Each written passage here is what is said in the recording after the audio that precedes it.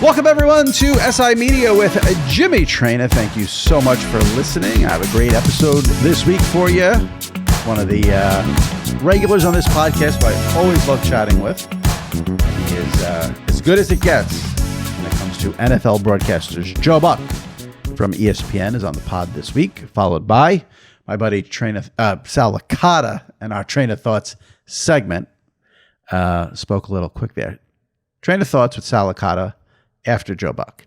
And before we get to it, let me tell you, if you've missed any recent episodes, make sure you check them out in the archives. James Brown from CBS, NFL Today, was a phenomenal guest last week. Paul Feinbaum was a recent guest as well from ESPN.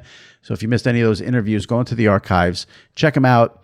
And if you could leave a review on Apple and subscribe, that helps tremendously. Speaking of reading reviews, Sal and I read our October reviews in the Traina Thoughts segment, and that led us into many topics. So hopefully you guys enjoy that. And covered a ton of ground with Joe Buck on baseball and football. So let's get to it right now. Joe Buck, followed by a Traina Thoughts and Sal Licata. All right here, right now, on SI Media with Jimmy Traina. All right, joining me now, always one of my favorites to have on, SI Media podcast regular, and part of the best NFL booth in all of television from ESPN's Monday Night Football. He is Joe Buck. Joe, how are you? I'm well. It's good to see you. This is our yearly visit. And I feel like I know the topics before we even start. So what are the topics? Hit me with the topics. If I can hit the topics. Okay. What do you think of Tom Brady? Got it. It's on. All I have written on my notebook is Brady. Go ahead. Okay. Are you watching the World Series? And does any part of you miss doing the World Series now or ever, especially with this being the Yankees and the Dodgers? Wasn't going to ask it that way. It's more about, I'm pissed at you and I wish you would cut this shit and call baseball again for ESPN, but we can get into that later. Okay. How's your mother-in-law? I wasn't going to go there because that was in public. Yeah. So I didn't know. Yeah, I wasn't going to go there. How is your mother-in-law? Yeah. She passed away last night.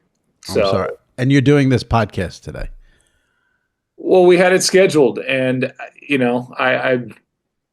there have been many examples in my life and many examples in many people's lives where you just go on about what you've scheduled to do, and this is part of my work day. And so I only bring that up because I don't know, as I put my computer on focus now, that's what we're calling it, do not disturb, that I don't know what mood I'm going to be in. Maybe I'll be in a wistful mood with this loss. My mother-in-law passed away after a long battle with multiple things. And so the other topic you were going to ask, how did you break your wife's ankle? I was going to ask how she's doing and how, like, what level is the guilt at these days? Yeah, it's high. It's still very high, but yeah. So we're dealing with a lot over here, but everybody's dealing with a lot during day-to-day life in this world. And so I'm happy to talk to you. It's a nice little diversion, and happy to do it. So go ahead and ask the questions that I already know what are coming. Well, it means a lot that you would do it in these circumstances, so I thank you for that. I thought you were going to guess that we would discuss Jason Kelce, which I hadn't planned on it, but we can get into that. Oh, yeah, because you were like openly vomiting that it was like a local broadcaster, too much Kelce. Yeah. The funny thing was, you can blame me, and let's talk about that. Go ahead. I'm sorry. No, I was just going to say, when you had the Jets, I think 2 weeks later, I was going to text you and say, are we going to get 2 quarters of Fireman Ed in the booth with you and Troy? And I said, you know what? I'm going to leave Joe alone. I want to get him on the podcast. So I'll leave Joe alone right now. No, I would have loved that. Yeah, I mean, I get it. I get it. I get the frustration. I mean, Jason gets it, I think. I've just enjoyed him so much. And when he came in to that Monday night game when we were in Philly week 2, I think that was, I enjoyed it. And if you want to blame anybody, blame me. You blame me, Jimmy Traina. All right, I'll I blame. think I was begging for him to stay, so you can blame me for you hating that broadcast. Okay, I'll blame you. All right. Yeah. All right, let me start with this. I'm curious, on Monday night, you're doing the Steelers Giants game. There is a World Series game going on at the same time. Are you ramping up your excitement to get sports fans like to flip around? So I'm sure there were people going back and forth. Is it a conscious thing to like try to keep people with you? Is it, oh, we're competing against this World Series game, let's like really amp this up? Or you don't do anything differently and you don't think about the fact that there's a World Series game going against your Monday night broadcast? I think it was definitely on all of our radar going in. But I can honestly say I remember at a point in the third quarter, which would have been, I don't know what time that would have been on the clock, but let's say 10 something or thereabouts. At some point, I asked Steve Ackles, our producer, "Hey, who's winning the game?" Like it wasn't on my phone, like up against one of the monitors where I'm tracking what the game was. And Right. but yeah, I mean, I think everybody in this business is competitive. Everybody's aware of what's going on elsewhere, and you want to you hope to keep an audience. But as far as what we do, I did not feel any different doing that game. It wasn't weighing on me.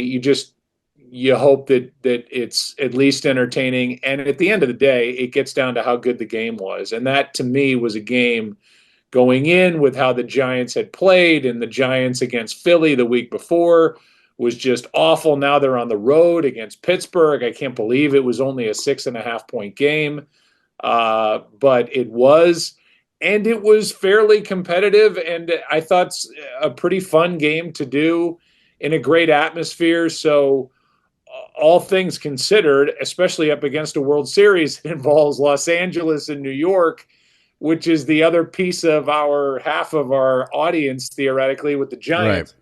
I thought it was a good fun night, and I didn't go, oh my God, I've got to make this call way more exciting so people don't tune out and go to the World Series game. That never crossed my mind.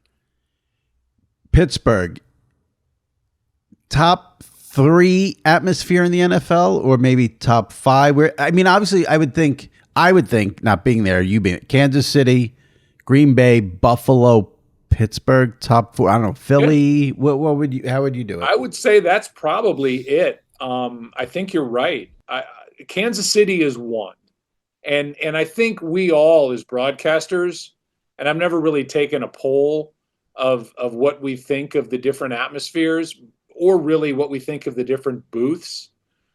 But that booth in Kansas City is so good that you walk in, the stadium is actually dug out of, it's below ground level. So you walk in on ground level and you're basically walking into the level of your booth.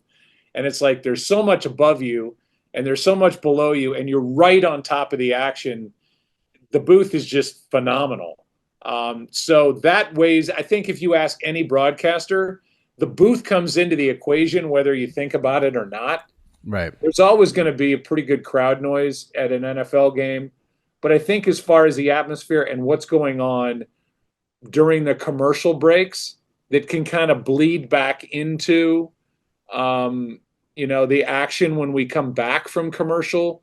Like you have it in Pittsburgh, you have it in Kansas City, you have it at Green Bay. A lot of the time, Philly's always loud and crazy, and the fans are always into it. So that is all kind of a part, I think, of what we as broadcasters would put into the mix when you ask that question. Like to me, baseball wise, old Yankee Stadium, nothing like it. And yes, Fenway's amazing, but the booth is kind of on top of the world. And Wrigley's great because of the history, but you still kind of feel set back a little bit. Old Yankee Stadium had all the history, and then the booth was just awesome where you could Yeah. see everything. So, and the crowd was always great with beer flying out of the upper deck when a big home run was hit. So, all that stuff goes in, but I think you nailed it. I can't think of any other stadium that is better, or atmosphere that's better than the 5 you mentioned. What stadium? Forget atmosphere. Which stadium has the worst booth for you to work in? Like I know in baseball, like the Nationals are like all the way up in the sky, like where airplanes fly. Basically, that one's bad. Pittsburgh's bad for as great as the stadium is. Just the booth is really high, but Washington is notoriously the one in baseball where, right. And in football, like looking at the top of their heads. Football, Jacksonville. Which how many Jaguars games have you done in your career, Joe Buck? Well, a few, but we did our first Super Bowl there. Okay. So when we were there, we went to practice the day before Super Bowl 39, which was Philly, New England. And Richie Zients, our producer at Fox, was like, you guys should go up and check out the booth, which is something that never really crossed my mind. Or Troy's or Collinsworth was with us then. And we're like, yeah, that's probably a good idea because we'd never been there. And so we went up to the booth and we were watching the Patriots practice, and you couldn't see really very well. I think it's changed since then, but it just felt high and crazy away from the action. So much so that Collinsworth was so freaked out that we went from the stadium. When we left, everybody went back to where they were staying, and Collinsworth went to Lens Crafters because he had never had glasses. And he went to Lens Crafters and tested the whole eyeglasses in 45 minutes thing. He went there, got an eye exam, and got glasses. I don't think it was 45 minutes. I don't want to burst anybody's bubble, but it was a couple hours. He walked out of there with glasses for the first time in his life because he was so scared that he wasn't going to be able to see the action from the booth because it was that bad. That is, and he wore the glasses during the game. He wore the glasses during the game. Yeah. That's wild. Yeah. I mean, it's that. And then here's the other thing about Pittsburgh. I feel like there used to be a bathroom right outside the booth. And I've talked about peeing and calling games enough for one lifetime. But in Pittsburgh, the only bathroom is back by like the media dining room, and it is a sprint. And I drink hot water during the course of the broadcast now, post vocal cord issue. And I must have pounded, I don't know, 10 hot cups of water during the course of the game. And I was like, I have got to stop, because if I have to keep running back and forth to this bathroom, I'm going to be completely out of breath by the time I put the headset back on in the third quarter. And you don't wait for halftime to pee. Like you can do it during an actual commercial break. Yeah. And it's sometimes you like, here we are talking about pee again. Yeah. Here I am talking about pee again, but there's sometimes even if I don't want a cup of coffee or a cup of hot water, or I don't need a snack, or I don't need walking, physically putting the headset down and walking to the back of the booth is just, at least I've never talked to Mike or Jim or Al or any about this, but it just kind of pops the bubble of like going back, talking to Dahan, who like puts our booth together, Todd, our audio guy, our makeup person, a family member maybe back there. It just kind of gets your mind off it, and you realize that the world is bigger than what's going on in your mind and with the headset and with the game. Right. And I at least kind of come back with a forced cup of coffee or hot water, like with a little more refreshed attitude, as dumb as that sounds. And it sounds dumb coming out of my mouth, but it's like the world's bigger than what we're doing. There's normal interaction back there as opposed to this show and act that I'm putting on. It's good for my head to go back there, and sometimes peeing or doing something just to kind of get out of the front of it is a good thing. I get that. Like if you walk behind that little Sports Illustrated tarp now, and I droned on with some dumb answer, and you walk back there, you'd come back like, oh, hey, I have a refreshed attitude talking to this annoying announcer. Well, when I do these, when they're over, it's like, okay, you got to figure out, what interesting parts to pull. And I don't remember anything, because when I'm doing this, my brain is in a totally different place. So I get what you mean by that. I do that with games, and I used to be astonished. And Troy's very good at this. But I used to be astonished at Tim McCarver, who even at an older age would remember details of games that I was sitting there for. And I'm like, God bless, I don't remember any of that. And he remembers at bats and pitches and sequences, and he did. And it just blew my mind, because I'm the same way. I like do it, I'm in it, I kind of flush it, and then I go back to doing what is in front of me. And I don't really, it's hard. It's like listening to a comedian, where you walk out of there like, oh my God, that was amazing. And then you try to tell somebody about the show and you can't remember 2 jokes. Yes, that is true. That is definitely an accurate assessment of what it's like to see a comedian, for sure. Yes. And plus, and then sometimes also I don't want to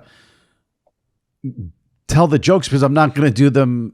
I mean, there's a cadence that a comedian has. There's a time, so then you say it and you sound like a doofus.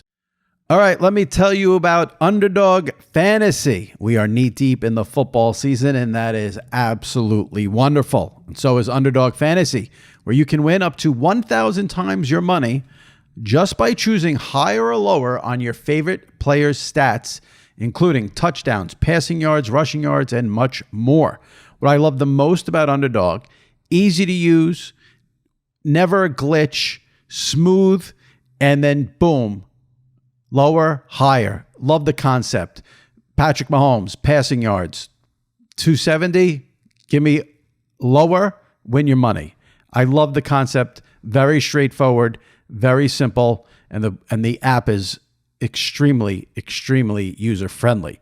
You can make picks on underdogs, and signing up is even easier. Just head over to Underdog's simple to use mobile app or UnderdogFantasy.com. Sign up with the promo code Sports Illustrated, and Underdog will give you a free pick to use on your first cash pick'em entry, plus up to $1,000 in bonus cash when you deposit. That's Underdog Fantasy, promo code Sports Illustrated, to claim your new customer special of a free pick and your deposit offer. You must be 18 or older, 21 or older in Massachusetts and Arizona, 19 or older in Alabama and Nebraska, and present in a state where Underdog Fantasy operates. Terms apply. Void in Colorado.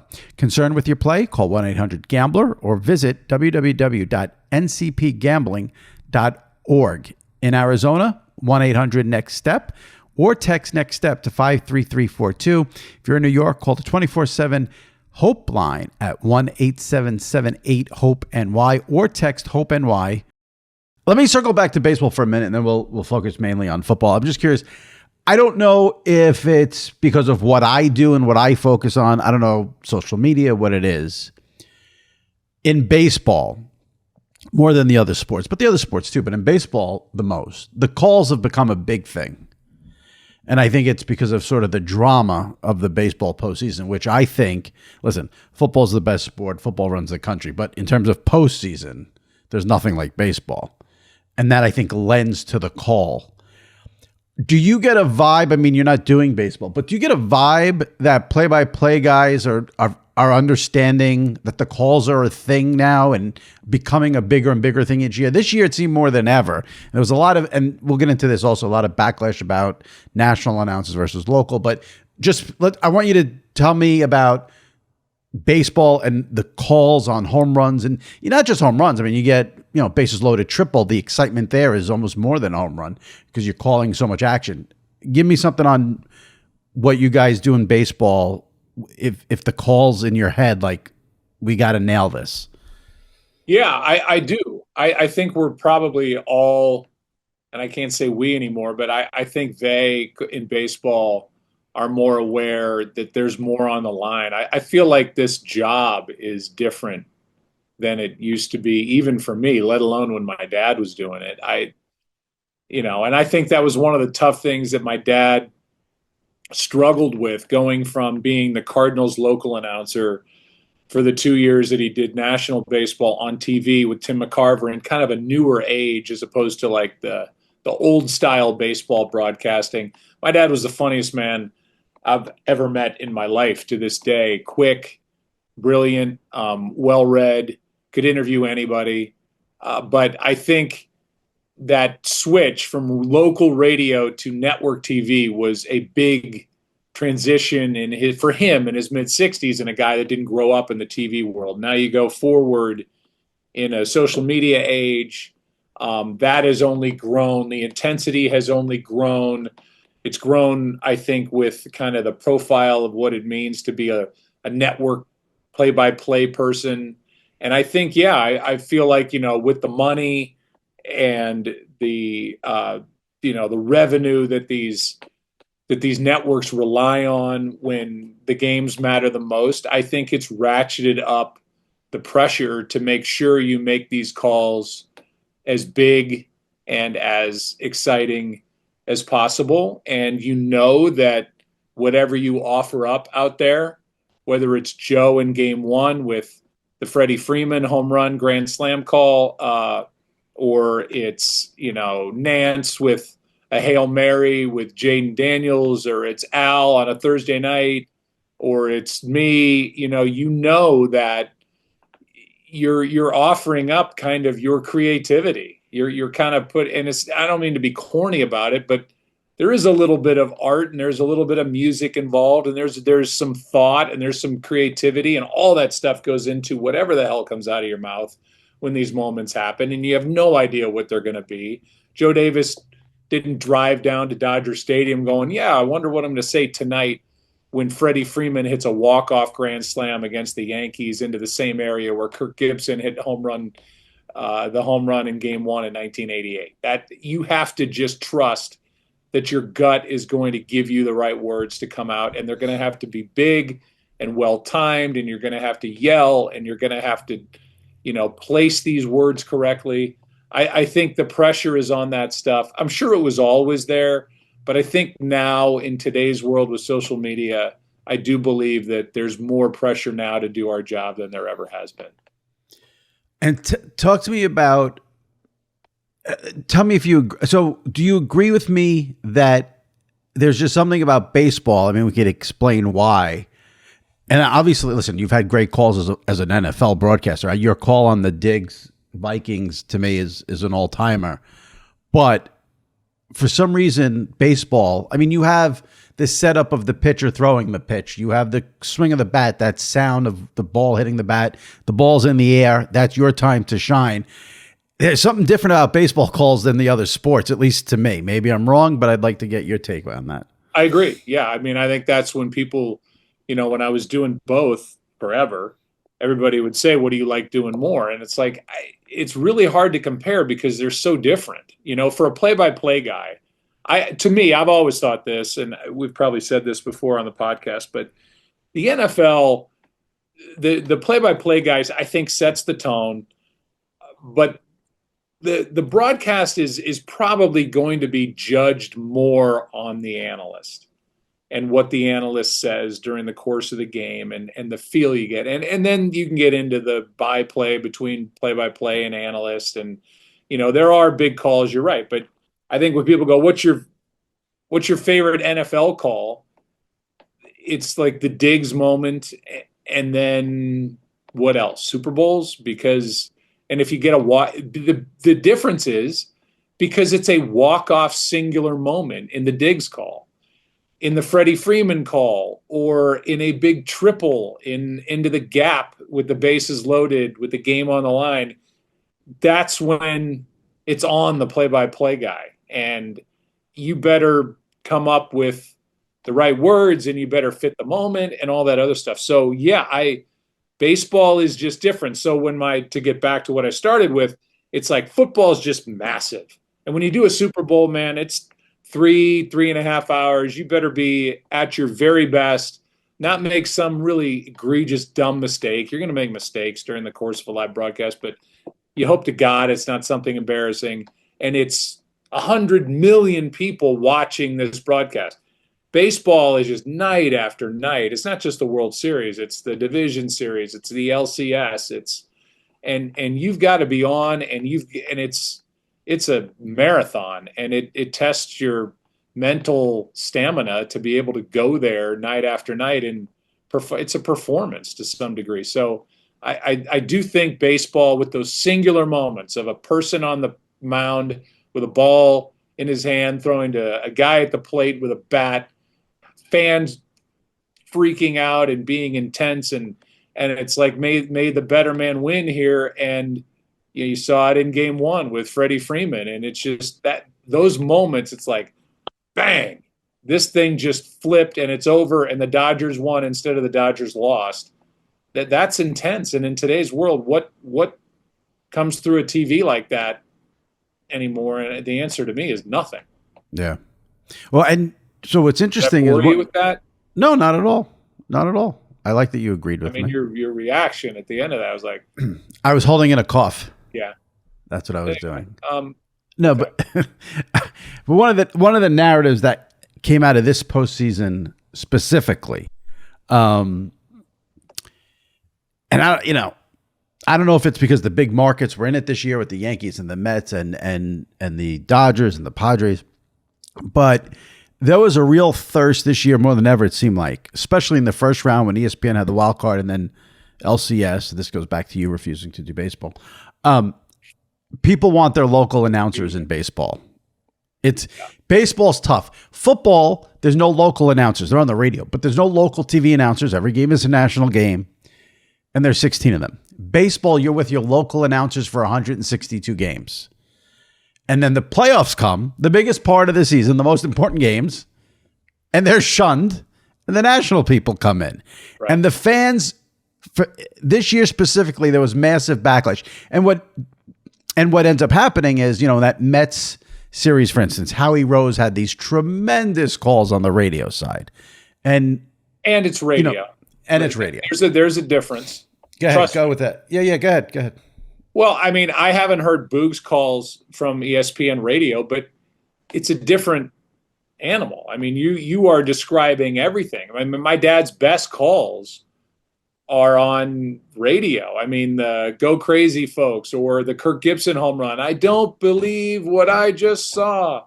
But there's more because he's going around the bases and you have to describe all that. The beauty of what happened in game one with Fox and I can talk about what your question specifically is. I can do seminars on that.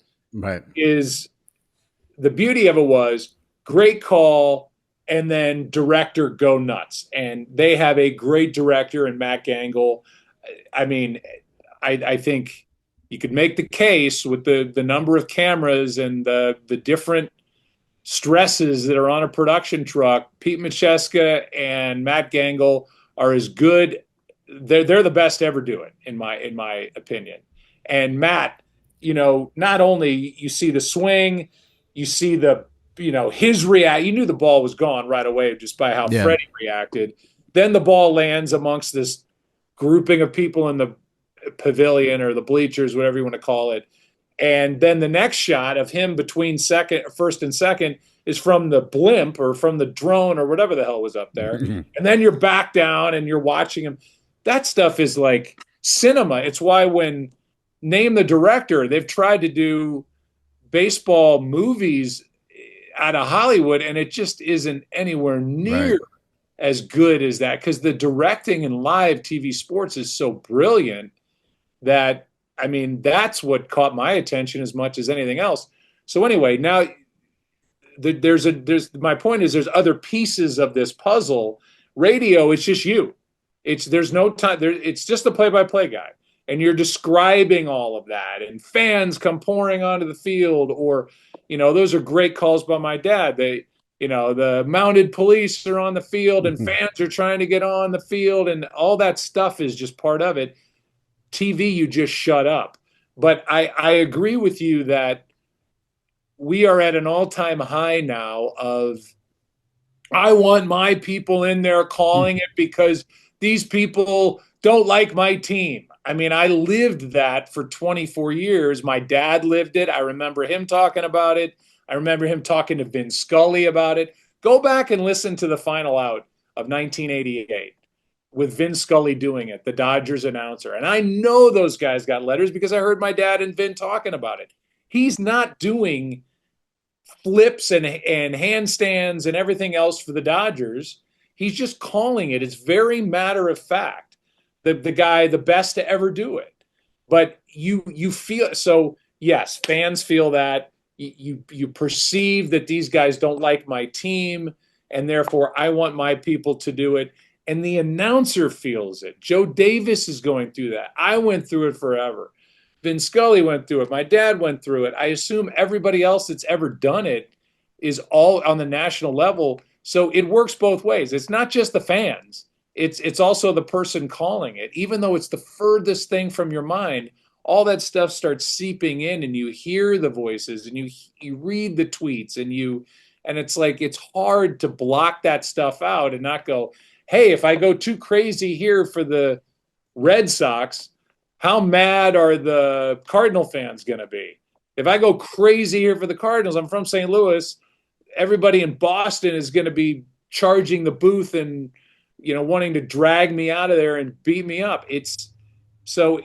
That's just kind of the country we live in right now. It's like, these people don't like me. They don't like my team. So what are you going to do? I mean, have alternate broadcasts? And well, that's what I'm wondering. I'm wondering if we would ever get to a point where, for instance, ESPN has the wild card round. They have 8,000 channels. They can easily stick an alternate broadcast on, let's say they're airing a playoff game on ESPN. They have ESPN2, ESPN News, put the two local things there. Let them get the revenue. I mean, someone has to pay the announcers. I guess that's an issue, but let them get all the revenue. Let them sell all the ads, whatever they want to do. But I think it would help the sport tremendously, and baseball's in a position where it needs all the help it can get. That's the end of the question?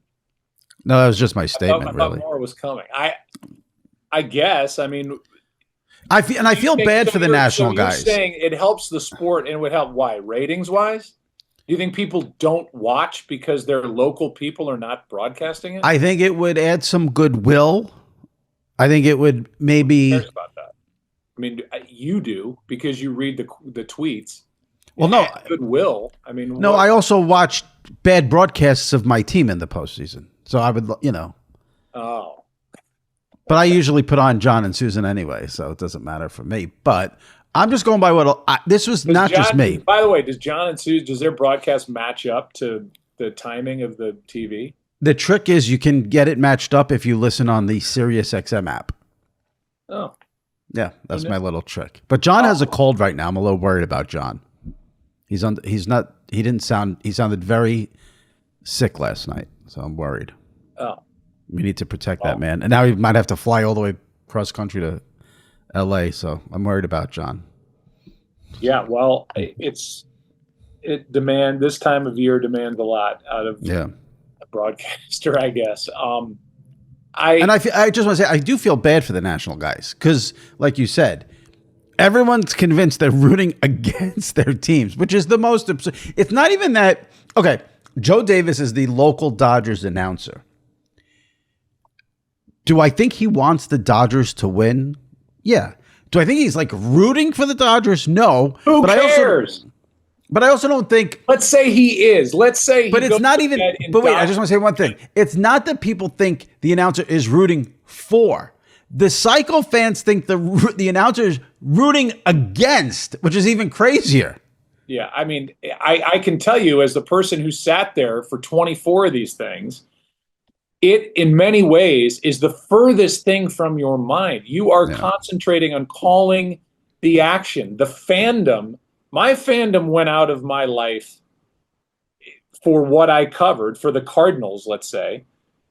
The only fandom I have is with the Blues. That's it. St. Louis Blues. That's the only team that I'm like, oh my God, they lost. Like they lost 8-1 last night in Ottawa, and it ruined my night.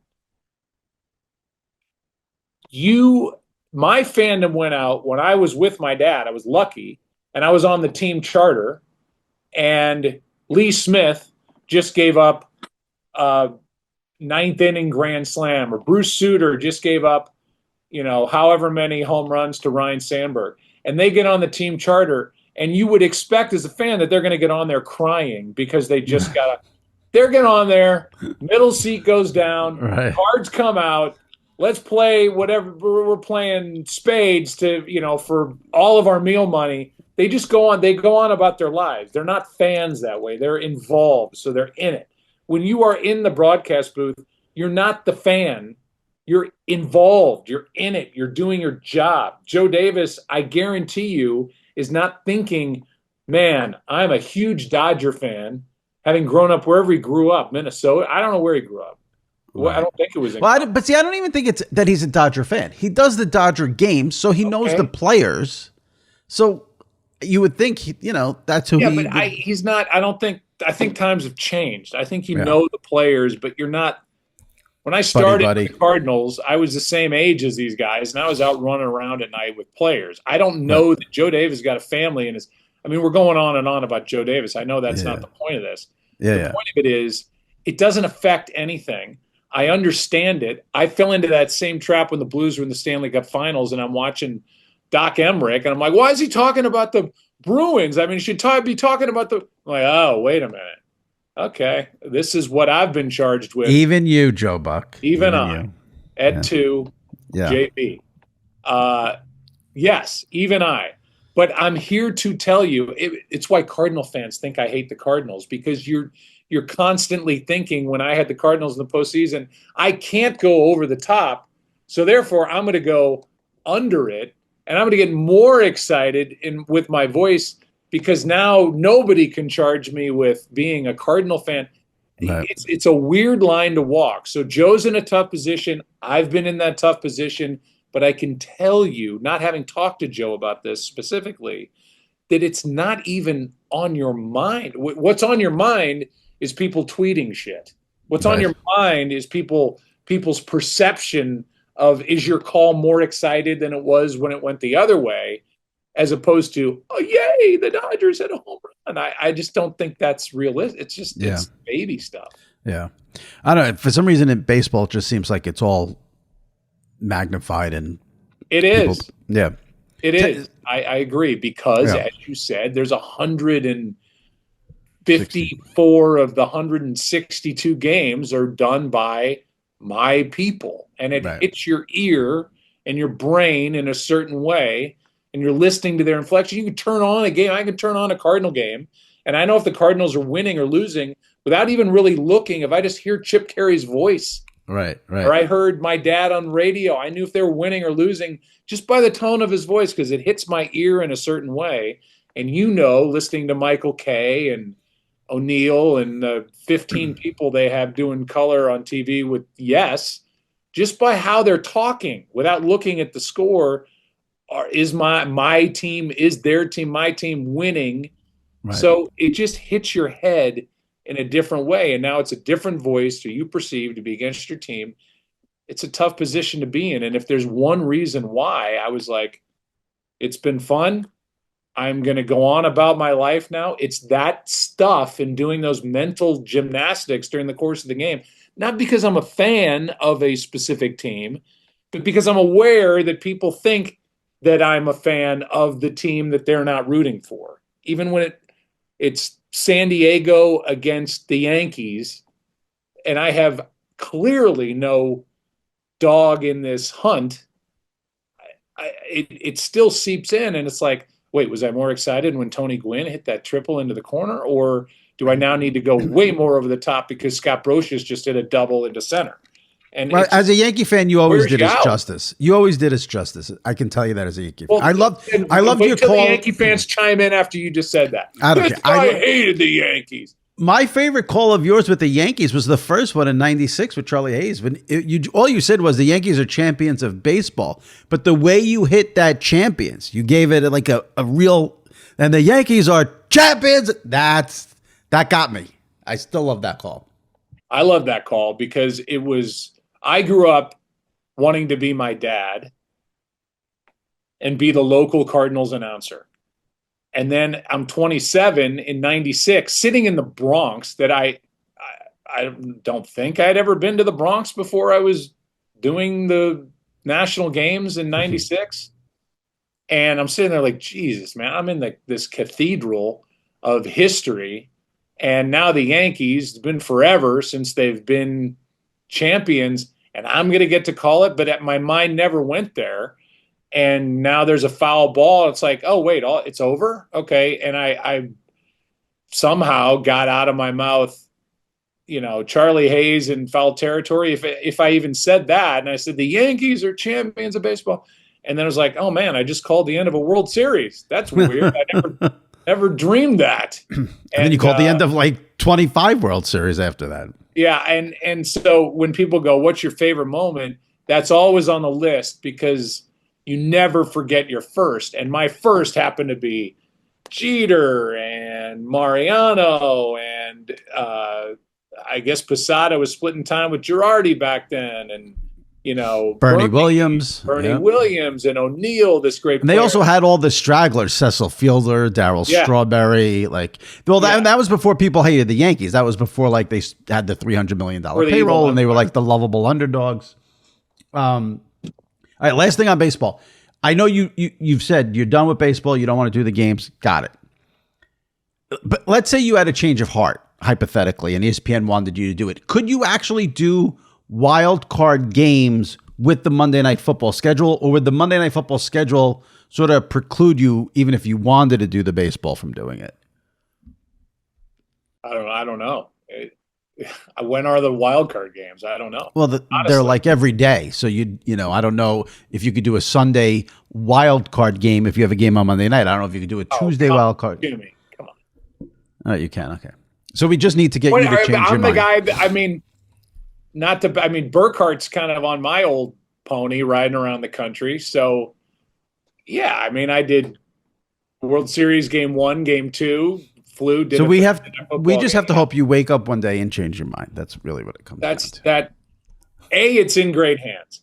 B, as I've said, and I just went on a weird diatribe about national baseball. That's the stuff that wears you down. Now, could I do one game and feel like, okay, if it's a wild card, I don't know. I don't know that that's anything that is I would rather other people do it. And it's hard. You guys think you just walk in and go, hey, it's the Yankees and the Tampa Bay Rays. Man, I can't tell you how many Rays games I've watched this year. So I've got 9 guys in a lineup that I've never heard of. So you have to prepare to do these games. I'm a tangential fan now. So to go, and it's not a Rays rip. It's the Padres. Okay. I know Tatis Jr. and Machado, Cronenworth. I've seen him before. Who else is on the roster? I have no idea. You can figure it out. You do a little studying, it's like riding a bike. There's another guy out of the bullpen. It's their 6th pitching change. We don't even need to know this guy was at Round Rock earlier in the year. I don't. Yeah. We don't even need to know the names. We don't need to know the names of the guys coming out of the bullpen. You could fake that. That's I've done that plenty. But think about.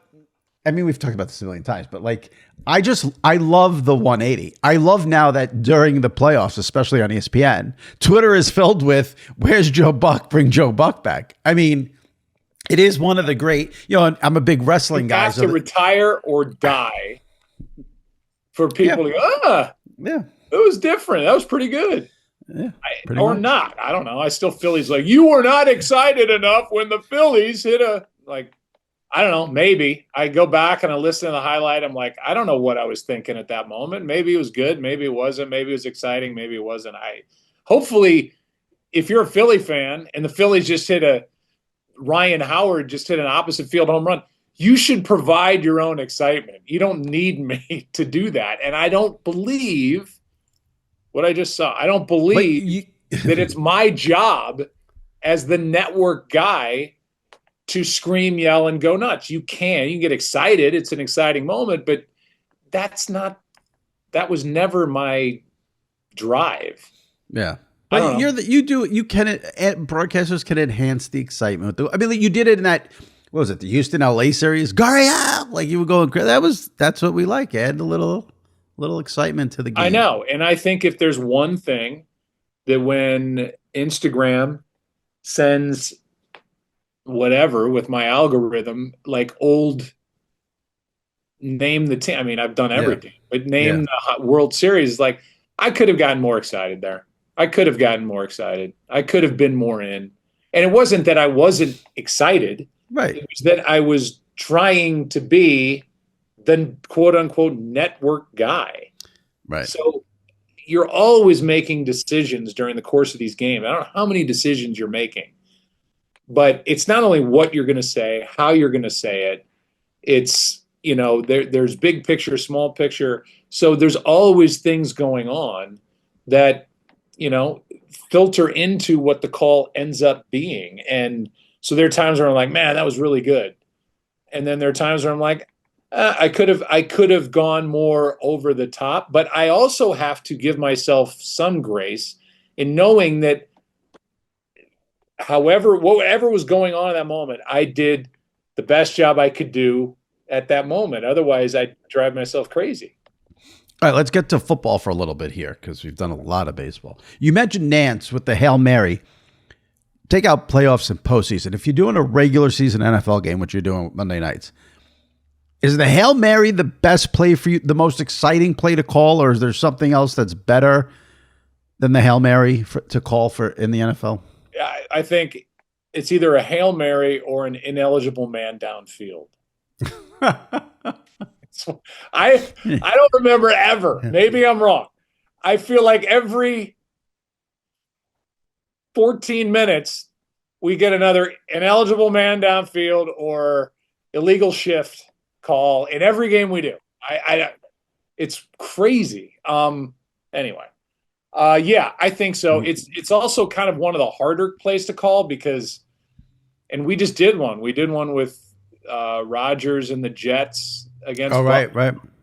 And I think now I've called 3 of his 4.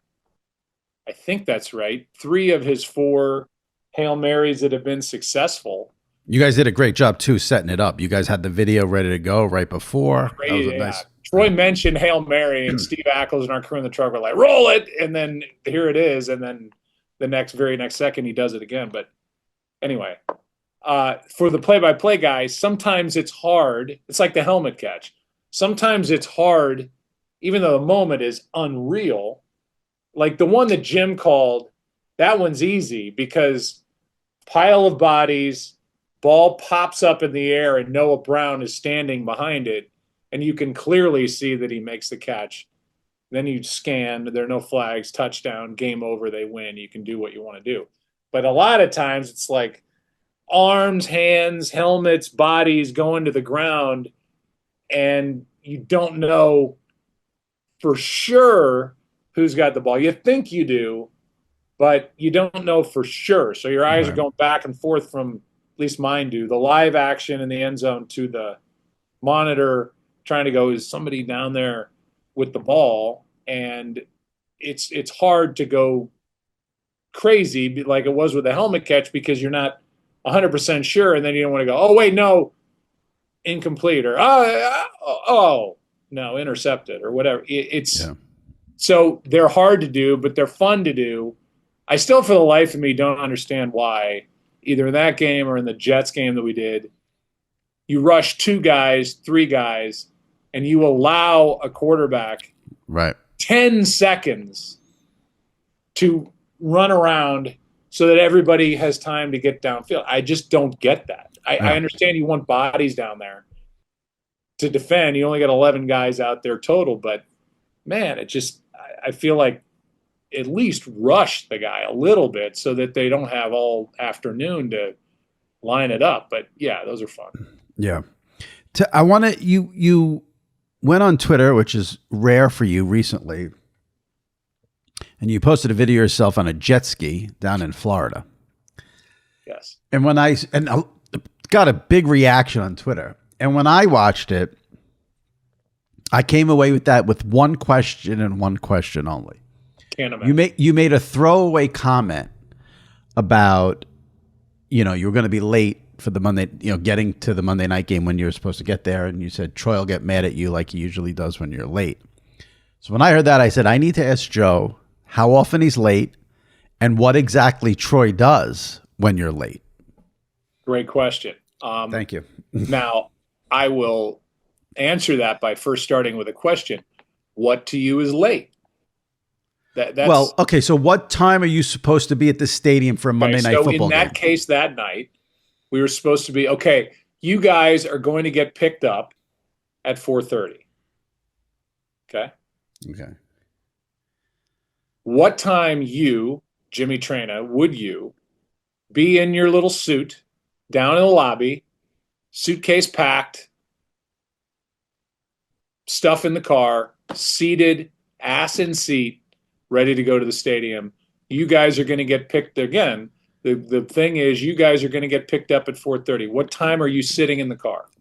4:30, maybe 4:35 if it's, I'm taking a little bit of time to move my fat ass into the car and my back hurts and I'm putting luggage away or whatever. And I'm between 4:30 and 4:35. My pants and my suit are too fucking tight, and I'm like, Jesus Christ, I got to walk down. Yeah, I'm same way. Troy is there at 4:12. Okay. So now, am I late if I'm there at 4:25? Absolutely not. Okay, but the answer is yes, I'm late. In Troy's world. In Troy's world. And I wish Troy were here because this would probably be good couples therapy. Yeah. Two of us to go, why do you expect me to be in that? To me, in my life, and I am my mother's son. My dad was early for everything. My mom's late. I can't believe you just said that. Just the fights I've had. So my dad's gone through some health issues lately. I take him to the doctor. If his appointment's at 10, he wants to be there at 8. And the strife it has caused in my family, I can't begin to explain. But go ahead. Yeah, but he was early for everything. Right. But my mom is late for everything. I remember one time we were flying home. My dad and I were on the Cardinal charter, and we land. Let's say the Cardinals. It was a day game. We land. It's 9:30 at night. And this is when I was doing the games with my dad, which was the best time of my life because I got all that time back. And he and I were doing the radio together. I was doing TV. He was doing radio. And we'd be on the charters and I'd sit with him and we'd talk on the flights. And it was just, man, if there's one thing I wish I could go back to in my career, it'd be to be my dad's broadcast partner. But we're on the charter. We fly home from LA. We get our bags. We get out to the curb. We're waiting on my mom to pick us up. I am a professional baseball announcer, probably doing the World Series at this time. And I am standing with my daddy, waiting for my mommy to pick me up at the airport. Okay, let's paint the real picture. But we walk outside. My dad lights up a cigarette. And we're standing outside, and we're waiting. And we're waiting for another 5 minutes and maybe 10 minutes. And we're done talking. We're both tired. Neither one of us talking to each other. My dad turns to me and he goes, I don't know how we can be here from Los Angeles at 9:30 at night and your mom can't get here from Ladue on time. Which is a little area where we lived in St. Louis. And it was just so great. And it's always stuck in my mind. My dad would have been the better broadcast partner for Troy. They could have raced down to the car to see who could get there earlier prior to the 4:30 pickup. So have I ever been there at 4:30? No. Meaning I've never been that late, which is on. Okay. So when Troy's there at 4:12, then you come strolling along at 4:20, what does Troy say to you? He doesn't say much to me, but now we've got Russell Yerk in the booth who will ride over with us sometimes. And we were in Cincinnati, staying in Kentucky in some little hotel. And we get down to the car, and our car is 4:30, and it's 4:20, and I get in there, and Troy's in the back seat, and I know Russell's not there. And I'm thinking, new guy.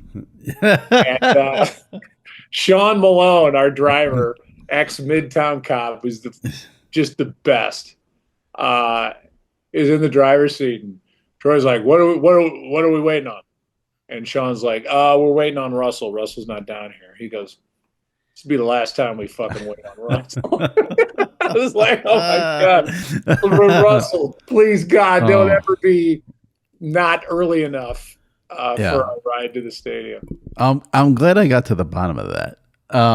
Yeah, lighten up, Troy. But I can't. I gotta listen. I'm never gonna say all ex NFL players. Yeah, I think even the most controversial ones are probably on time, because if they're not early for a meeting, they're going to get fined. Or in the case of Michael Irvin with Jimmy, left behind for a football game in Detroit. Right. And even though it was 10 minutes till when they were supposed to take off. But it's that mentality that I think makes Troy the great analyst, because he's still the only one out there who will call out the refs, call out a player if they make a mistake. Like everyone else, puts on the blinders and acts like we don't. Well, there's Al does it too, but Al's a play-by-play guy. But Al gets fed up with the refs. Troy has no. Al and Troy are the only two that basically will show you they have no patience for the refs. Every other announcer acts like it's fine that the refs are incompetent. I agree with that. Yeah. Nance is huge on the schedule. Are you if I said to you, do you know all your Monday night games left for the season? Do you know them? No. I know the next 5, I think. Well, you have a good one this week. You want to test me? Well, no, you have a good one this week with the Bucks and the Chiefs. Always good to get the Chiefs. Always good. Always good. To LA.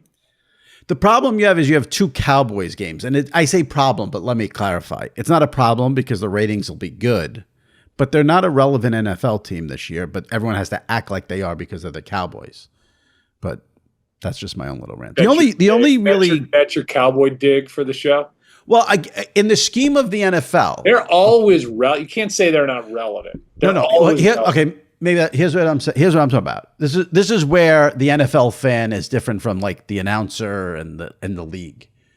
In my head as a fan, I have in my head the list of teams that when I sit down on a Sunday or a Monday night, who are good to watch. The Chiefs, the Bills, the Vikings, the Packers. I mean, I can name. The Cowboys are not.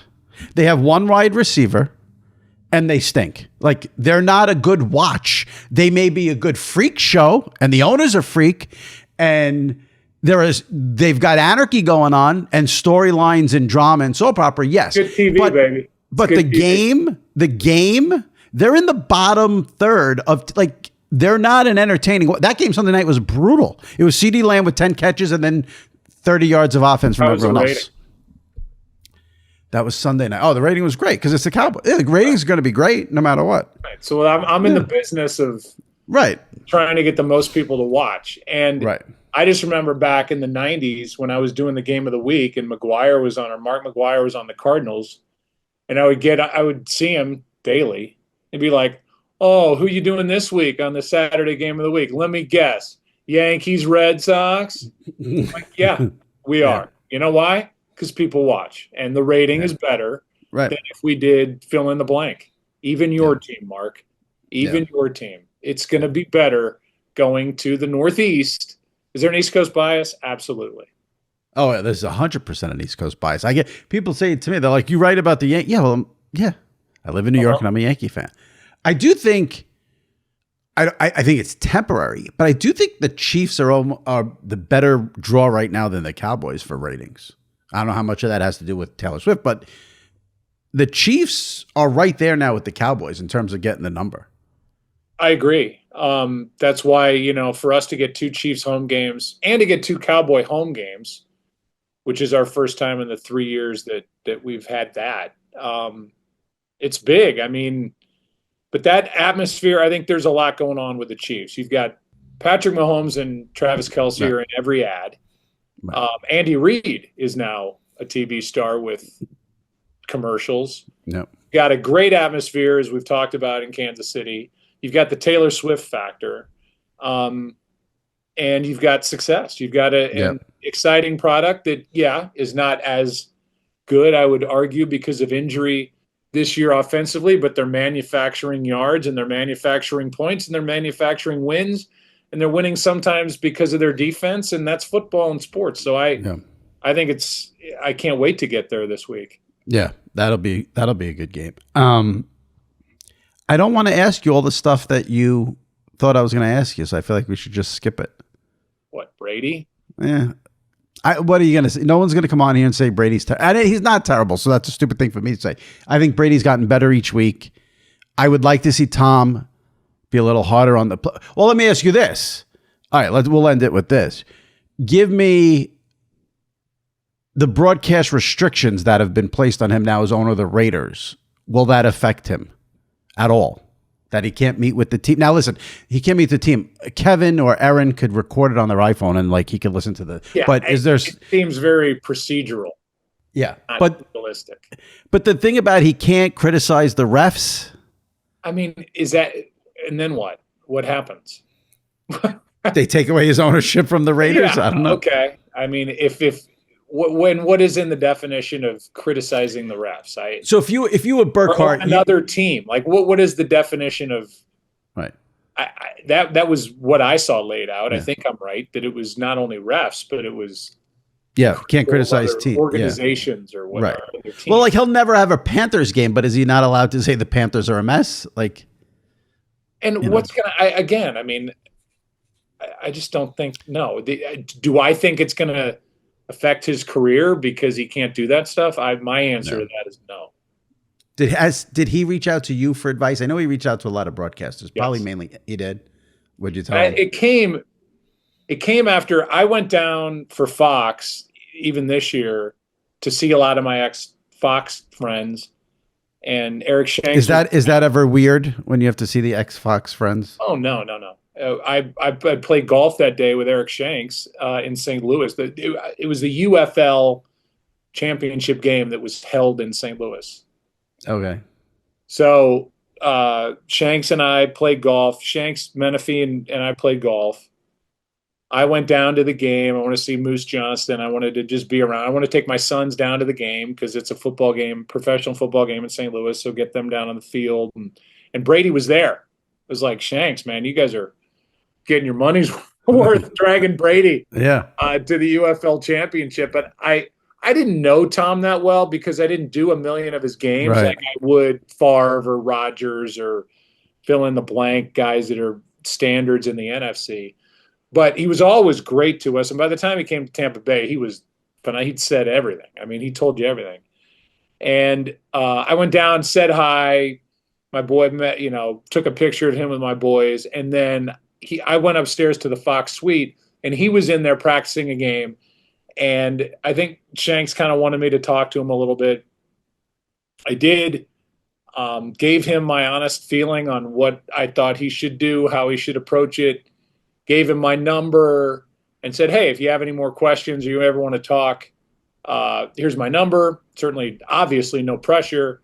And he texted me before I got to the car. So we talked shortly thereafter. And I'm not alone. He went to Tony and Troy and just everyone I have on says they spoke to him. Yeah. I know Al spoke to him. Yeah. Yeah. I mean, I think everybody's, and good for him that he cares enough that he wanted to get people's opinion on what we thought he should do or how he should approach it. But I don't think the restrictions are realistically going to change anything that he would otherwise do. Do you think it's a good strategy that Fox won't let him or Burkhardt do any interviews? And I say that, yes, selfishly as someone who would like to have both of them on this podcast, but also Julian Edelman has a podcast and they won't let Brady do it. What are they afraid of there? I don't know. I didn't know that was a real thing. It's a real thing. And Burkhardt, they won't let him do interviews either.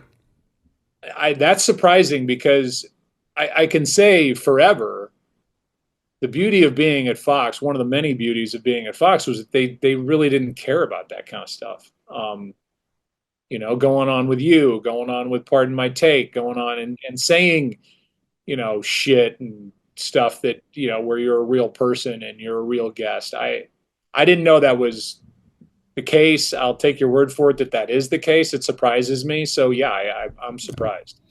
Well, luckily there's no restrictions on you. And you came on this podcast. I don't know. You better pass Derek Volner and ESPN to make sure you can put this out. If I have to do that, could be trouble, but we'll see. But I appreciate you coming on, especially with everything going on, and always enjoy the conversations. Enjoy the rest of the season. Don't be late for Troy. And Maybe I hope he some hears this. I'm going to make him listen to this. Well, I told you that story once where I had Mad Dog on, and Mad Dog was telling me he can't get Troy Aikman on a Sirius show, and Troy heard it, and Jimmy Traina. Yeah. Yes. Big ER at the end of that. Yeah. Hey, Jimmy Traina. Yeah. I would not want him to pronounce my name. I'm just going right. to play the clip of me talking about it is like a passive aggressive way or just a complete baby way of saying, hey, can you just, if we're leaving at 4:30, if you want to sit in the car at 4:15 because it makes you feel good, let me come down at 4:30. Is that okay? Right. Well, here's the message for Troy. You could play this. Troy, people who were not ex-players, we don't have that mentality. No. We have the normal mentality that 4:30 means 4:30. Yeah. His suit fits right. Mine's tight sometimes, and I'm pissed off, and I don't really want to walk to the elevator, and I'm sweaty, and I don't know. I get it. It's not like you're there at 5 o'clock. Relax, Troy. We love you, Troy, but relax. All right. I got to say we love you because I want to make sure he comes on in a few weeks. All right. I'm like Brady and Burkhardt. All right. We will we'll talk to you down the road. Enjoy the rest of the season. Like I said, Chiefs, Bucks Monday night. It's a good one. So enjoy it. All right. Be well. Thanks, Trainer. Thanks, Joe. All right. Joining me now, as he does every week for our Traina Thoughts segment from WFAN Radio in New York, SNY TV in New York, my buddy Sal Licata. Sal, how's it going? Good. I'm excited. The baseball season is coming to an end. Yes, it's coming to an end, all right. Fast. At some point. Well, what do you got? If they win, today's Wednesday, off Thursday, and then Friday, so Saturday. Yeah, Saturday would be a game. I mean, I don't think we're getting a Saturday, but, Yeah. I'm a little surprised. I guess people just want to have hope, but like the Dodgers in game 4, it was a bullpen game. It wasn't like a real game. So I don't know. I can't. I'm glad you brought that up. Not that we need to do a deep dive into this, but it went from, down 0-3 to it's over to then winning a bullpen game, which they should at home. Right. To now there's real belief that the Yankees are going to come back and win the series. I think, and we're taping this on Wednesday afternoon, so by the time you hear this is all outdated. But I do, if you're a Yankee fan, the one thing we have to sort of, what we have in our corner is like we have Garrett Cole tonight. So Correct. I have no issue with the belief that you can get it to 3-2. But I don't take a ton out of game 4 because it was a bullpen game for the Dodgers. Right. I mean, what are we doing in the sport, though, when someone's throwing a bullpen game in the World Series? I mean, it's insane to me. And how about, you're right, and that's the biggest thing, certainly from a national perspective, the fact that the team with the billion-dollar payroll in the World Series can't come up with a 4th effing starter. And then on top of that, Dave Roberts has given away games in the postseason where even last night in game 4, the Yankees were up a run, and then Wells hits the home run to make it 6-4. Roberts is going with crappy relievers instead of trying to keep the game close. He's giving away games in the World Series. There's not load management time. But that was their plan, was to just use relievers last night. But I don't know. Relievers. But I don't think that's Dave Roberts. I think that's the front office with the spreadsheets and saying we got to have a bull. Like, I don't think Dave Roberts probably wants to have a bullpen game. That's the organization. I mean, it's absurd. Yeah. You know the managers, they have zero power. Yeah, the data applicators, they're not managers. Yeah. But pretty much. Do you want for work, I would assume you want the Yankees, you would want a game. So game 7 would be on a Saturday. That's got to kill you guys at FAN because you don't want that on a Saturday. Like the season ends on a Saturday night. And we've been working weekends. A lot of us doing solo shows on the weekends. Anyway, the last few weeks, this month has been crazy. Me personally, I'm just going to be honest with you. Like, I think the business part of it, we've succeeded. Like, the Yankees are playing in the World Series. Minimum, it's 5 games. I'm ready for the Yankees to lose. I'm not a Yankee fan. I don't need a game 7 on Saturday night. I'm ready to watch a movie with my wife. It's been it's been great. Don't get me wrong. I love getting home, putting on these World Series games. 0-3 series. Now it's 3-1, whatever. I'm not a Yankee. I'm ready for it to be over. I'm sure you are. If I'm being honest. Are you ready for election day? I don't know how to answer that. I mean, Don't answer it. I guess the easy answer would be no, I'm not. I just want to make sure you know election day is Tuesday. I do, and Okay. I want to ask you, am I going to be able to ignore it the way that I've been for the last year? No, you're not going to be able to ignore a presidential election on Tuesday. No. Like the results of it, I just want a peaceful and calming day after. Yeah, my only take on that would be don't hold your breath. As your friend, don't hold your breath. All right. That's all I would say. Most people, I shouldn't say most people. I've heard a lot of pundits say. Now, if you remember, I don't know if you remember 4 years ago when Biden beat Trump, it wasn't official until Saturday. It was a Saturday morning, I believe, when the results. Remember. So, again, everyone's saying that the election is Tuesday. You're still not going to know on Wednesday who the winner is. I have no idea if that's true or not, but it's expected to drag out a couple of days at least. So you're not going to avoid it. I hate to tell you. Take some PTO. Well, and either way, there's going to be. We don't have to worry about this for another 4 years, right? Well, I mean, you don't have to worry about an election for 4 more years. But so there might be other stuff. I got you. I will be fascinated. So election day is on Tuesday, November 5th. I will be fascinated to put on WFAN on Wednesday, November 6th at 10 o'clock in the morning. I guarantee you don't even have to, save the suspense for you. We will not be talking politics at all. You will not be, but I guarantee you your callers are going to call in and get in their comments. I don't know. I mean, maybe, and then that's on the producer to make sure he screens them. Now, I can't promise everybody else. Other shows have at times dabbled in mentioning political stuff. We don't do that. I'm not saying you're going to do it. You will get callers who chime in. Yeah. The sports world is not going to be at the forefront next Wednesday, just so you know. It's probably a good day to take off. It's like 3 days away from the NFL. I mean, what are you going to do? Preview the Thursday night? I mean, the baseball is going to be long over. Yeah, so, we'll be talking Juan Soto free agency. Maybe you can preview Bengals Ravens on the Thursday night game the next day, but it's yeah. So I will be listening to hear the callers chime in and how you navigate your situation there. You think Dog will be doing politics? I think his whole show on Wednesday will be, well, I shouldn't say his whole show, but most of his show will be politics. He does it? Does he dabble in it? Yeah, he dabbles in it. For sure he dabbles in it, yeah. And it's great listening to him botch those names and everything. It's the end of the month here, so we have to read our Apple reviews. Okay. I only have one. The only thing I wanted to, there were two things. I want to give a shout out if you haven't seen it, because I know you're on your Sopranos rewatch. Yes.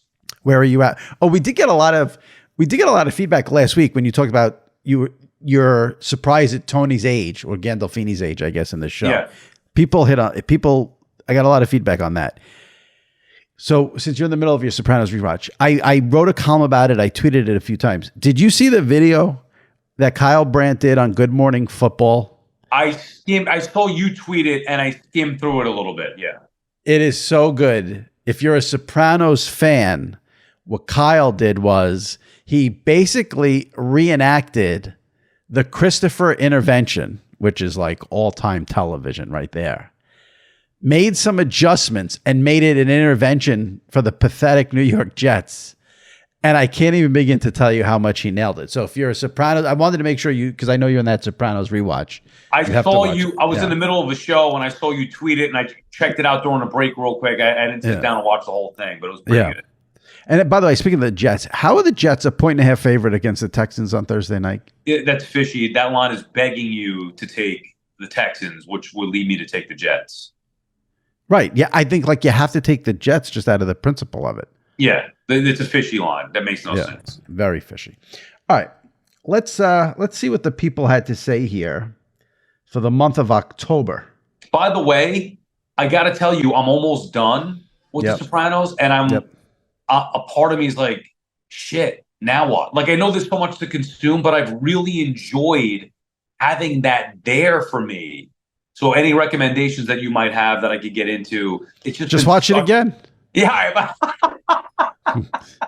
I don't, because I was thinking like, oh, do I do The Wire? And I'm like, nah, or Mad Men, which I loved. I'm not doing Breaking Bad, but nothing feels like The Sopranos does to me. There's a comfort there in watching. I'm just amazed that you can complain about like having no time, and then you want like that's like a major. It's taking months. Like I had over the summer, I had the Michael Richards book, or I had the Aaron Rodgers book. Like those were fun to me. In any downtime, it provided a nice little escape. Same thing with The Sopranos now. When I'm out of it, I'll find something, but I don't know. All right, let's read these reviews for October here. See what people had to say. We're not starting off good, though. I can tell you that right now. Oh, okay. The first review is 1 star. It says terrible. Chopper977. Mute your mic when you have to clear your throat. I agree. There was an episode where I had issues. I apologize. I don't know if you have to leave a 1-star review. A little rude, but yeah. Just let it go. I mean, come on. It happens. Come on. Okay. Raj Fan, 5 stars. Hi, Jimmy and Sal. Love the show. Best part is when you two chop it up like a couple of yentas. I'm worried about Jimmy's health with his constant hacking. Please get a checkup. Regarding your Mr. McMahon review, I have never watched a minute of wrestling, but watched the series based on yours and Deitch's comments. Vince is remarkably similar to Trump, narcissistic, sexual pest, pseudo-daughter, wannabe lover, and business cheat. Wonder if Trump influenced Vince as Roy Cohn influenced Trump. By the way, I found wrestling to be appalling, and I will never watch a single second. Thank you for the always entertaining content. Listen, Vince is... The phrase I used throughout was he is detached from reality. Vince... If you watch that listen, you knew it sort of before the documentary, but he's not living in the same world that the rest of us are living in. So I'll just leave it at that. Also, my favorite thing about that, though, was seeing the evolution of it, where he didn't. Good, you go. Yeah, he wasn't always like that, and you could see it start to just blow up into this whole thing where. Bingo, you hit the nail right on the head. It got worse and worse and worse. 100%. Yeah. Okay, and here's the thing with the health. I have post-nasal drip. It's not bad right now. It was very bad there for like 2 months straight. It's better. I have major other health issues, but that's fine. Okay. Don't have to worry about it. All right, here we go. Ken Lasker, a very enjoyable podcast. I look forward to it every week. Jimmy is fun to follow and to listen to. Okay. That makes up for the guy who gave me 1 star because I coughed. All right. We have Shaffil. First off, I want you to know that I am a huge fan of your podcast. It is appointment listening to me. I have not missed an episode in years, and I just left a 5-star rating. You and Sal are incredibly entertaining. Based on listener comments, many of us are really put off by your wrestling segments. Maybe I can speak for many of us and tell you why we have this disconnect. You and Sal are classic New Yorkers, direct, uncompromising, unwilling to endure nonsense. You guys cover media and pop culture with a discerning eye and seem like you do not suffer fools or foolishness. So, how can you justify the discussion of a staged, made-for-TV spectacle like wrestling right alongside legitimate sporting events? I know that you know it is fake. That is not the argument. The argument is how can you wax poetic about old matches, classic storylines, and prominent wrestlers as though they were real events? The final straw was listening to Bobby the Brain on the list of best analysts alongside John Madden. You guys seem too smart and too connected to reality to discuss the fiction like it is reality. Unless you're going to list Apollo Creed as your top boxer or Crash Davis as your favorite catcher, maybe we should stick to the reality on the podcast. I do love you guys, so do not consider this an attack, but maybe this summarizes some of the anti-wrestling sentiment that is so prominent in the reviews. All right, a couple of things. I haven't had a wrestler on here in months, and when I've had wrestlers on, they've been separate episodes. So to say this is like a wrestling heavy podcast, yes, we do mention it. We mentioned Bobby the Brain, but that should not be your prevailing thought when listening to this podcast, that it's like a wrestling podcast. I do wrestling interviews. I want to do more. I'm trying to get Roman Reigns. Saturday night's main event is coming up. I'd love to get Cody back. I always love talking to him. I actually am going to have Triple H on this podcast before they go to Netflix. Wow. But that'll be a standalone episode and you don't have to listen to it. Also, right before we started reading the reviews, we talked about The Sopranos. The Sopranos is a TV show. Wrestling is a TV show. Christopher's intervention wasn't real. Okay. Paulie and Christopher didn't really get stuck in the woods. So it's the same thing. All we're doing when we talk about wrestling is talking about a TV show, and we talk about TV show. Sal literally said, give me TV show recommendations. Wrestling is a TV show. Now, there is an athletic element to it that brings it into the sports world, and there is a sports connection. I mean, like, there are ex-athletes all over the WWE. Joe Tessitore is doing play-by-play now for it. But again, it is an entertainment program, and you mentioned in the review, we cover pop culture. Wrestling is a huge pop culture thing, part of our childhoods, and that's why it gets discussed. Well, you just touched on the key part for me. You and I reminisce about nostalgic stuff that, like, yeah, I know it's not real or scripted or whatever, but shit, in 1988, when Hogan lost the belt to Andre, I felt like it was real, and I loved it. And being a kid and loving it at that moment, I love looking back and thinking back to the fun that we had watching. I wish I still watched it with that young eye. Now it's not the same to me, so I don't watch it or love it the same way that I do. But it's fun. It's entertainment. And when you talk about something that you loved as a child, to me, that's why I like reminiscing about it with you. Yeah. This podcast has never been just a sports podcast. We've always done pop culture, TV shows, movies. Like last week, I went on and on about the Saturday Night Live movie. So to me, wrestling is the same exact thing as that stuff. So I don't understand. Well, I shouldn't say I don't understand. That's sort of my counter to that. All right. Well, we weren't putting Bobby the Brain and Gorilla Monsoon amongst the, and I think they are. I mean, for me, they were the most entertaining and they were great. They are a broadcast team. Yeah. I don't know. All right. Hardcore forever. Love the show. 5 stars. Hey, Jimmy, I love your show. It's a must listen every week, no matter what guests are on, except Cody Rhodes. I wish the WWE turns him heel because his character is getting old. But other than that, you and Sal are the best. You both have your old man moments about life and sports. And because I'm older than both of you, I know an old man moment. But I do have one beef with you, Jimmy. Stop talking bad about my Las Vegas Raiders. We have the GOAT as a part owner, and we will be back. And I hope you still have your podcast or a way I can get in contact with you to say, I told you so. Love you guys. The Raiders haven't been relevant for 25 years. So if you want to get excited about your GOAT owner, feel free. But they are not relevant and they stink. But I thank you for the support and for listening. And I would also be willing to say that, and I'm not going to speak for you, you could answer this yourself next, but I think it will be fun for all of us who are NFL fans if the Raiders were a competent organization, which they have not been in a long time. That's my beef with the Raiders. My beef with the Raiders is they haven't been competent for like 15 years. It's not that it's been like 2 or 3 seasons. Like it's been like 10, 15 seasons. So don't take it out on me. Maybe more. No, like when was the last time they were a legitimate threat? Yeah. Was it Gruden? Yeah. The first time or the second time? No, the first time. The second time they blew them out. Right. Okay. Yeah. Whatever. Point is, it's been a while. Right. And I will say Cody Rhodes is going to have an epic heel turn whenever it happens, but I don't think it should happen yet. All right. The card says Moops. Great Seinfeld reference. 5 stars.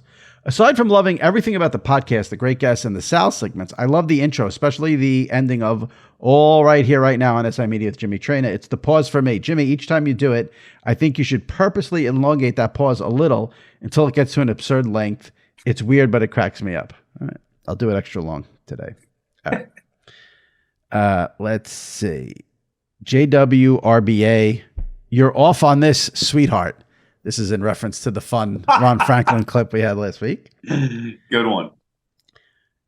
5 stars. If you are not listening to this podcast, must listen, especially the segments with Sal Licata. Jimmy, 30 years ago, some TVs had a picture-in-picture where you can have a corner of the screen displaying a different channel, and you can swap back and forth. We should use the same concept, but with 2 different services. For example, you can flip between a game on Peacock and on cable.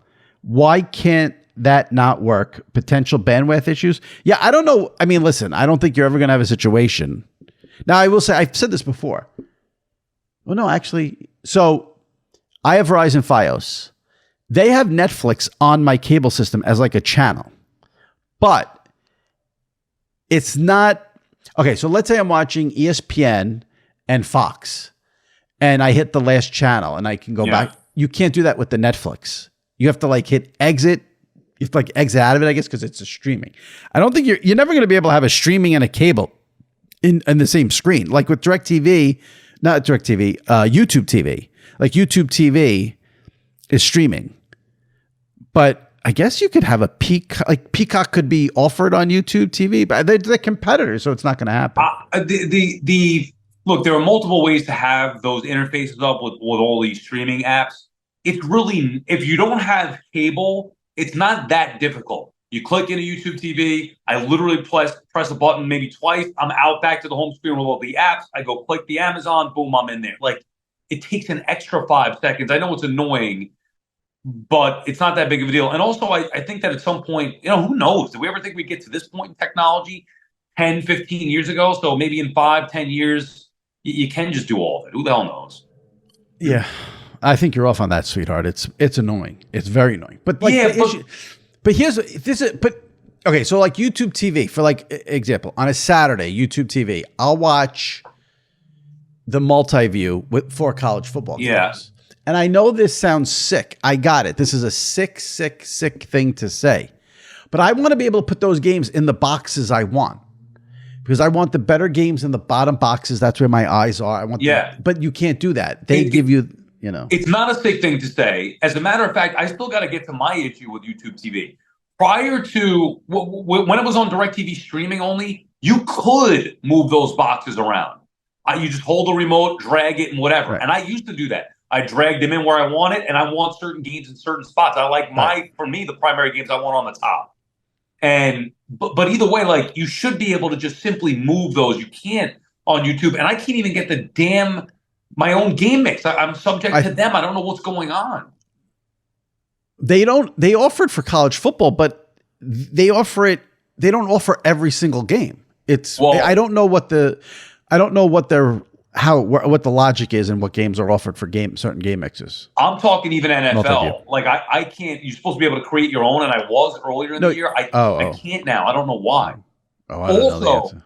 Also, with all the football and stuff going on, like, there was a week ago where you had the Mets and Jets on Sunday night, and I wanted just the 2 box of those two, but I didn't have that option. My option was Mets single, Jets single, Mets Liberty, or Mets Jets and Liberty. So I had to go 3 box with the Liberty, where I don't give a crap about necessarily, because they didn't offer the multi-view with just the 2.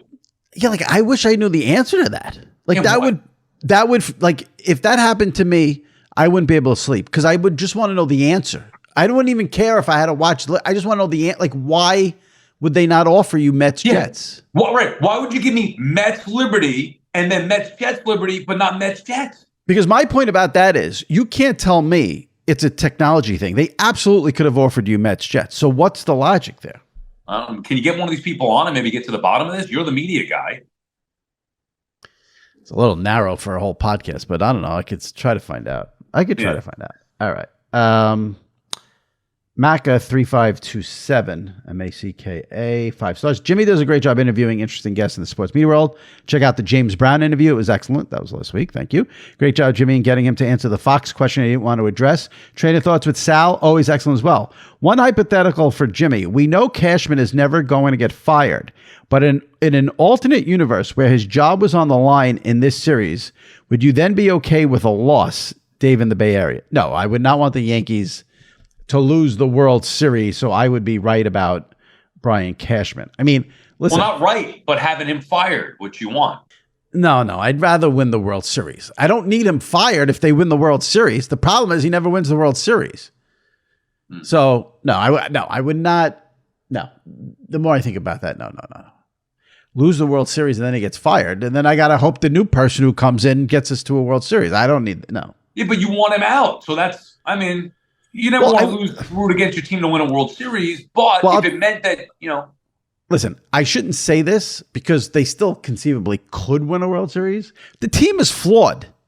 And if you have a $300 million payroll, there shouldn't be as many flaws as the Yankees have. But I'm not going to start bashing them because this will come out on Thursday and then they'll go win the World Series Saturday and I'll look like a horse's ass. But there's a lot of flaws that get covered up because they have Judge and Soto and a $300 million payroll. All right. Brad T4, 5 stars, unexpected outcome. One of the things I've learned about sports is you should never count out a team, regardless of the record, payroll difference, and scoreboard. For all the money the Yankees have and playing, quote, not a real team, end quote, as you and Sal repeatedly called them, the Guardians sure look like a real team with their tiny payroll. Their first 2 games were bad, true, but you and Sal should give them credit now. They didn't go through the entire regular season as one of the best teams if they weren't a real team. I think they proved our point. Right. The Royals and the Guardians, I mean, you're seeing it now. The Royals and Guardians are none of the Dodgers level. It's not even remotely. Look at and when we say real team, we're not a real team, we know that that's harsh. We don't mean what that. What we mean literally. is competitive. Look at their lineup. This was the second best team the American League has to offer. Look at their lineup in comparison to the Dodgers now.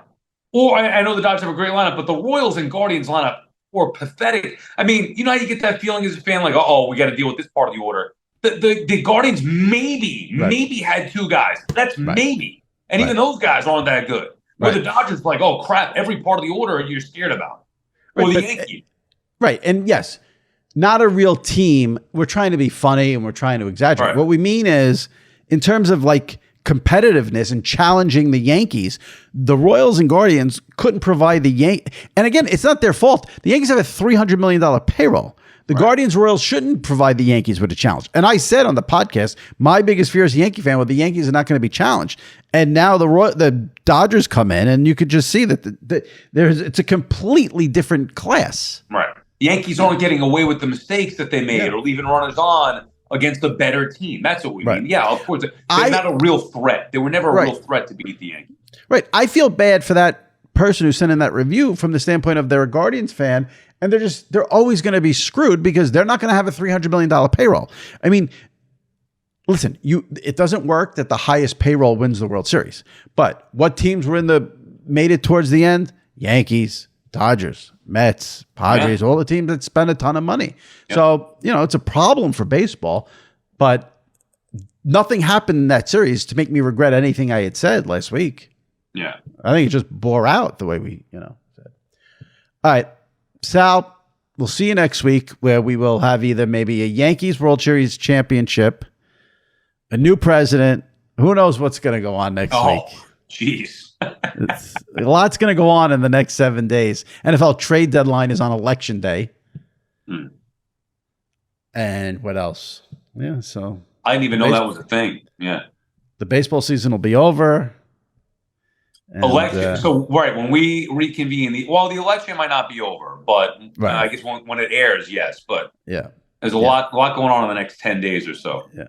Don't expect the full breakdown of the election with Sal. That's not going to happen. Give me nothing. I'm staying out of it. All right. The thing you're considering, like we don't even talk about it off the air. The only thing the only time Sal and I ever talk politics ever off the air is I send him Jim Cornette videos of Jim Cornette talking about Donald Trump. Yeah. Jim Cornette, I wish more people understood the entertainment of Jim Cornette. Can you resend me that one? Actually, I want to watch that again because that was funny. I delete my text, but that was funny. I'll send it to you. All right. So be well. Take care. Talk to you later. All right. Bye. All right. My many, many thanks to Joe Buck and Sal Licata. My thanks to you for listening. If you missed any recent episodes of SI Media with Jimmy Traina, go into the archives, check them out. James Brown, phenomenal interview last week from CBS and the NFL Today. Paul Feinbaum from ESPN, a recent guest as well, so give that a listen. And if you're not a subscriber, hit that subscribe button. Leave a review. We'll read it at the end of the month as we did this episode with our October reviews. All right, that wraps it up. Be well, stay safe. We'll see you next week.